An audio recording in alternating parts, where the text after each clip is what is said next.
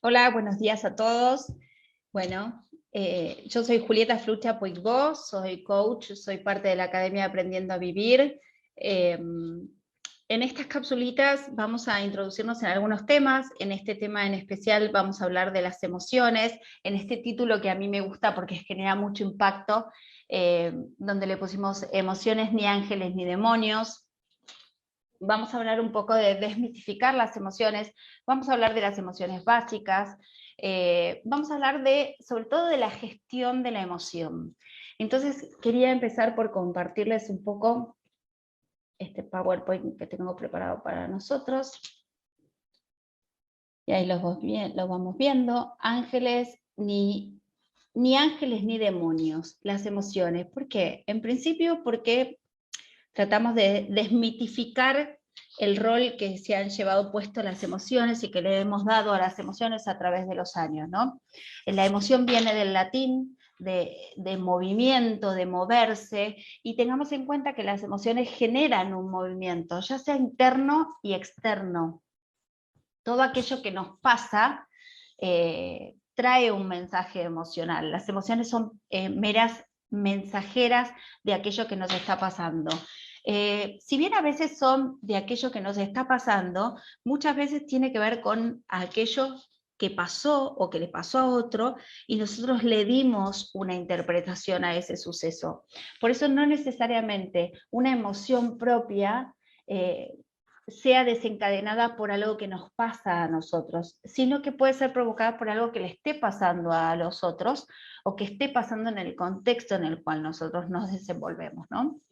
Entonces, vamos a tomar hoy 5 emociones básicas del modelo de Susana Bloch. Hay un montón de emociones catalogadas como básicas de acuerdo a los autores que tomamos, y la distinción de las emociones tiene que ver básicamente con llamarlas universales. Y se llaman universales ¿por qué? Porque en diferentes estudios que se han realizado se puede determinar que hay emociones, gestos, gestualidades que son universales a todas las personas. Por ejemplo, la alegría, la tristeza, la ira o la rabia, el miedo.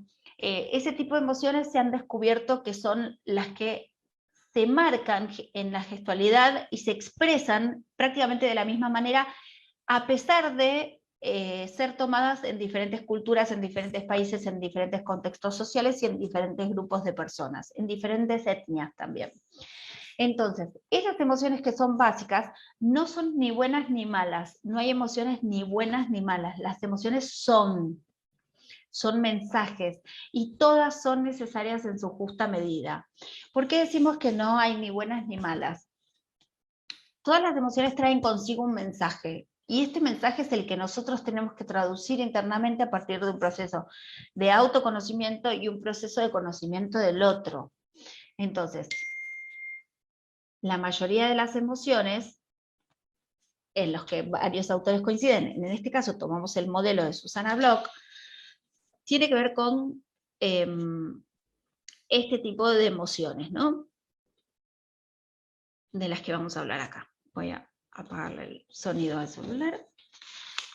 Estas emociones básicas son miedo, rabia, tristeza, y alegría y ternura. Contemplemos que estas son las 5 básicas. De aquí desprenden un montón y una gama infernal de un mix de emociones. Las emociones que se desprenden pueden ser inclusive mezclas de algunas, porque a veces cuando tenemos miedo se nos mezcla la rabia, o a veces cuando tenemos tristeza pasamos por la ternura también. Entonces, tomamos estas como 5 básicas, ¿no? Yo tenía una profesora que siempre decía, cuando hablábamos de gestión emocional, que hay que aprender a habitar las emociones, a vivirlas. Y esto tiene que ver con permitir sentir las emociones.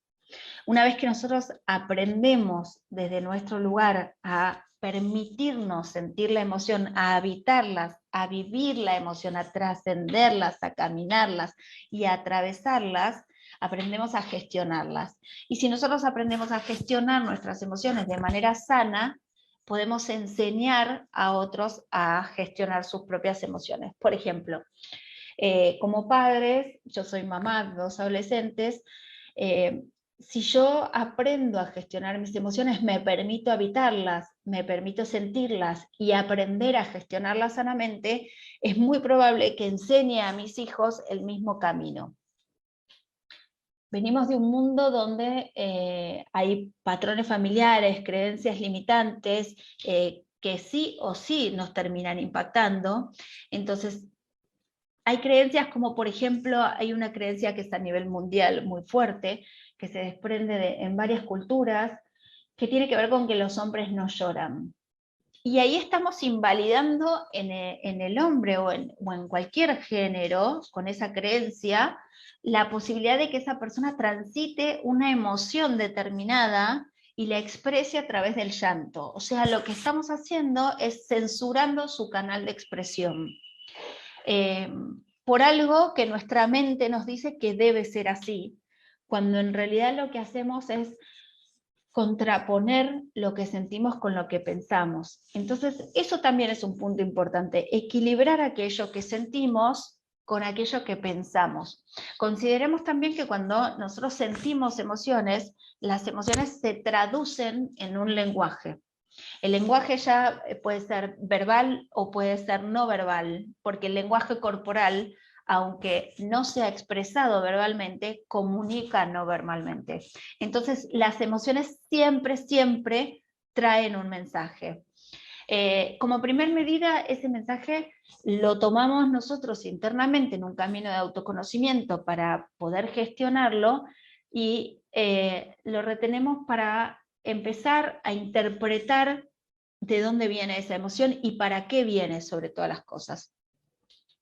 Entonces, habitémoslas, registrémoslas y empecemos a vivir la emoción y a ver qué nos trae, porque muchas veces, contrariamente a lo que se piensa, las emociones, además de traernos este mensaje, nos dejan siempre un beneficio oculto.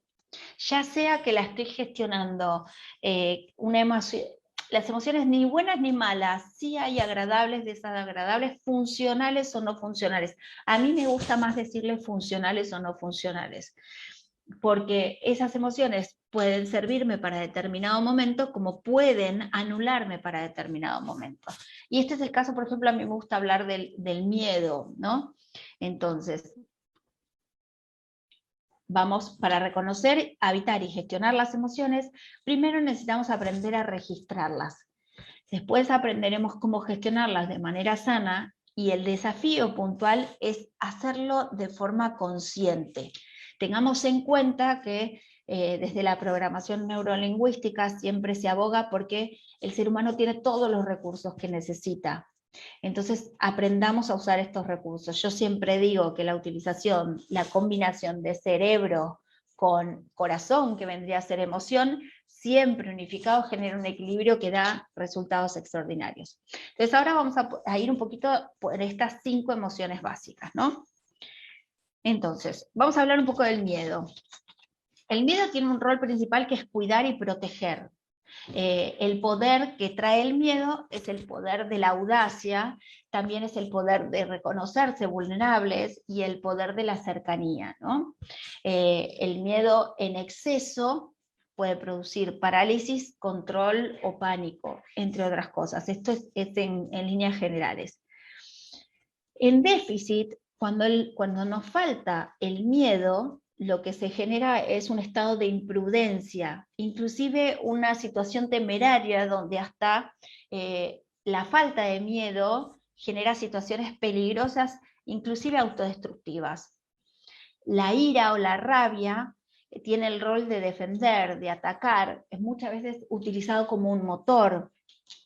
El poder es la autoafirmación y generalmente se encuentra o aparece cuando a uno le toca la dignidad, ¿no? En exceso genera agresión, genera prepotencia y en déficit se puede caer en la impotencia. La tristeza tiene el rol de permitirnos, yo creo que diría que es la emoción que más nos conecta con el sentir más profundo, ¿no? Que más nos moviliza en el sentido de la vía introspectiva que nos permite habitar. Tiene el rol de valorar, de soltar determinadas situaciones, tiene el poder mágico de la introspección. En exceso puede haber situaciones de melancolía, y demasiado puede llevar a puntos inclusive de depresión.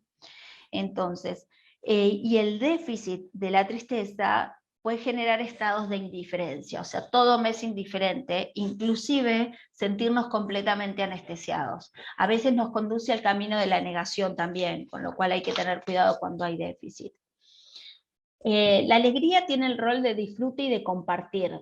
La alegría es una de las que yo digo que tiene mejor prensa que otras, pero tiene también el poder de la celebración y la abundancia, que tiene un rol más social, ¿no? La alegría es más compartir, más un estadio social. Ahora, en exceso puede generar euforia y negación. La alegría en exceso muchas veces lo que hace es mostrarnos un cuadro de negación de otras emociones que están por debajo y que existen y que están sintiéndose. En déficit, el déficit de alegría genera ingratitud, y ahí es peligroso en el contexto social, ¿no?, en el que nos desenvolvemos. Después está la ternura. La ternura tiene un rol de cuidado y conexión. Muchas veces va de la mano de la tristeza, va acompañada de la mano de la tristeza, tiene un poder de protección y compasión, nos muestra nuestro lado, si se quiere, hasta inclusive más maternal, ¿no? En exceso es peligrosa en cuanto al sacrificio que hacemos para demostrar ternura, y puede llevarnos inclusive a no saber poner límites, a no poner límites, que estos límites se traduzcan en falta de autocuidado, ¿no? Y en déficit, cuando la ternura está en déficit, se generan situaciones de abandono, inclusive de negligencia. Cuando hablo de este tipo de situaciones de déficit o exceso en las emociones, no tienen que ver solamente con lo que le pasa a uno, tiene que ver con cómo impacta en su sistema social, ¿no? Entonces, habiendo hablado de esto, y aprendiendo, este es el primer paso para aprender a gestionarla, a mí me gusta mucho un modelo que se llama modelo Renner, que ahora lo vamos a ver. El desafío cuando hablamos de emociones es hacerlas conscientes. Nosotros necesitamos hacer conciencia de nuestras emociones, hacerlas conscientes para poder gestionarlas.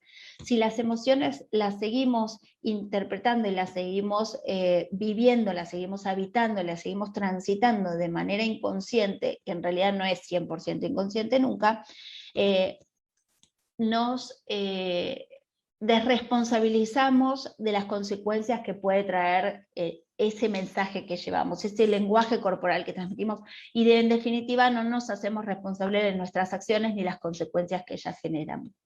El modelo Renner propone reconocer primero la emoción, registrarla, habitarla, preguntarme de qué se trata esta emoción, de dónde viene, para qué me sirve, para qué la estoy sosteniendo.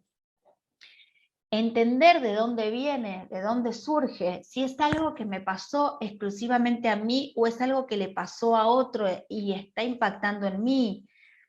Si es algo que me pasó, pero en realidad no es el hecho que lo que me pasó lo que genera esa emoción, sino que esa emoción me recuerda a otras cosas que me pasaron en mi infancia, en mi sistema primario.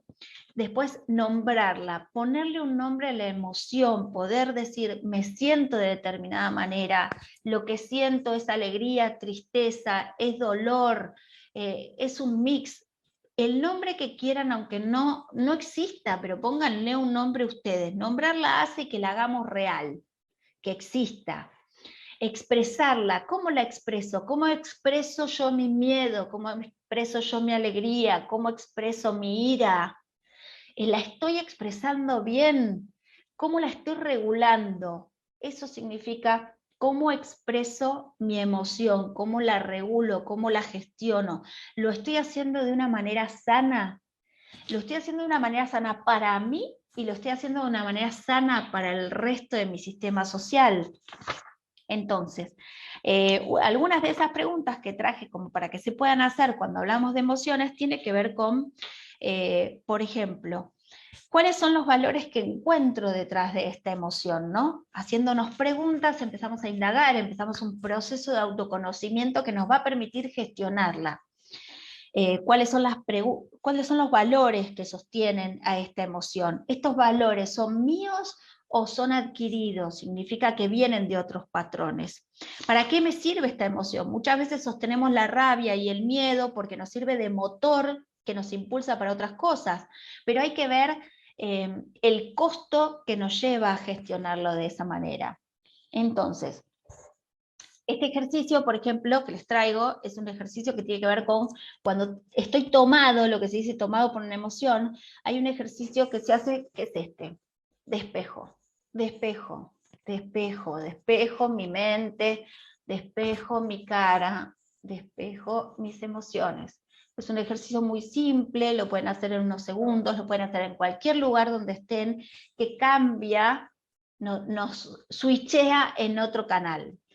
Entonces, como reflexión final, las emociones no son ángeles ni demonios, las emociones están, las emociones existen, las emociones vienen a traernos un mensaje. Dejemos que aparezcan, dejemos que nos habiten y dejemos y permitámonos habitarlas nosotros para poder permitirle a los demás habitarlos. Con esto me despido y quiero recordarles que nos pueden seguir a través del Instagram de Academia Aprendiendo a Vivir. Nuestra página web tiene una oferta de cursos que tienen que ver con todas estas materias. Encontrarán lo más variado. Y también podrán ustedes entonces decidir, vamos a dejar de compartir pantalla, ¿qué oferta es la que más les viene bien? Todo tiene que ver con un proceso de autoconocimiento y estamos felices de acompañarlos en este tránsito. Les dejo un beso grande y espero que puedan desafiarse a comenzar a habitar sus propias emociones. Un beso grande.